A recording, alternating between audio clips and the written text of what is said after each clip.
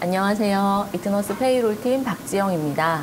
날씨가 갑자기 쌀쌀해져서 겨울이 성큼 다가왔습니다. 그만큼 연말정산 담당자분들의 부담도 늘어나셨을 텐데요. 특히나 올해는 코로나19로 인해 많은 세법이 개정되었습니다. 그래서 오늘 연말정산 담당자분들을 위해 한 번에 알기 쉽도록 달라진 개정세법을 요약해 보았습니다. 2020년 귀속 연말정산을 준비하기 위해 달라진 개정세법 함께 알아보실까요? 첫째, 근로소득공제 한도가 설정되었습니다. 근로소득공제는 총급여 수준에 따라 최대 70%에서 최소 2%로 소득공제를 받는 항목인데요. 2020년부터는 근로소득공제 한도가 최대 2천만 원까지로 설정되었습니다. 해서 총급여 3억 6,250만 원 이상인 분은 공제 한도 2천만 원이 적용되어 전년 대비 근로소득 공제 금액은 낮아지고 근로소득 금액은 높아지게 됩니다.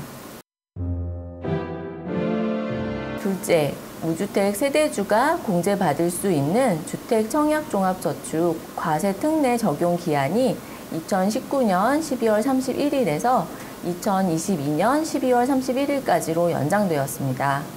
총 급여 7천만 원 이하인 무주택 근로자가 납입액의 40%를 공제받을 수 있습니다. 단, 납입액은 240만 원 한도입니다. 셋째, 신용카드 등 사용 금액에서 신문 구독료 소득공제가 확대되었습니다. 신문 구독료에 대하여 도서, 공연 등 사용분과 동일하게 30% 소득공제를 적용합니다.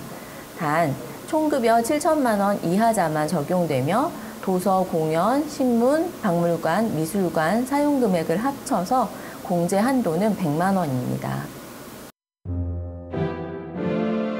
넷째, 신용카드 등 소득공제 공제율이 한시 상향되어 4월부터 7월에 사용한 신용카드 등 사용액은 80% 소득공제를 적용받고 3월에 사용한 금액은 기존 공제율의 2배로 적용이 됩니다. 다섯째, 2020년에는 한시적으로 신용카드 소득공제 한도가 상향되었습니다.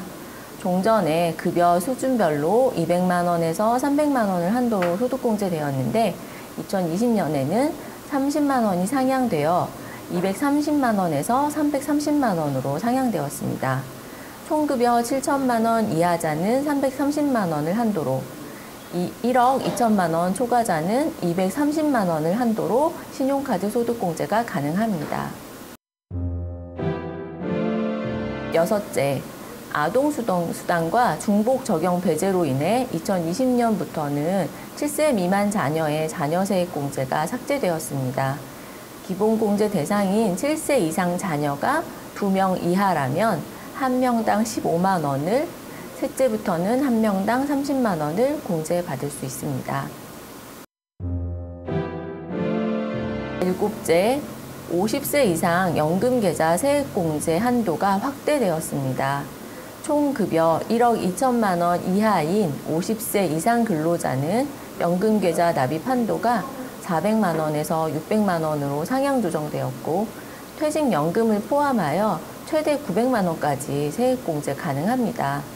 단, 총급여 1억 2천만 원 초과자와 금융소득 금액 2천만 원 초과하는 50세 이상은 적용 제외됩니다.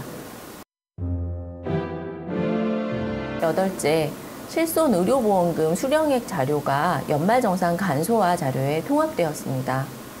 실손의료보험금 수령액을 의료비 공제 대상에서 제외하지 않고 세액공제를 받으면 부당공제에 해당해 가산세를 물게 될 수 있습니다.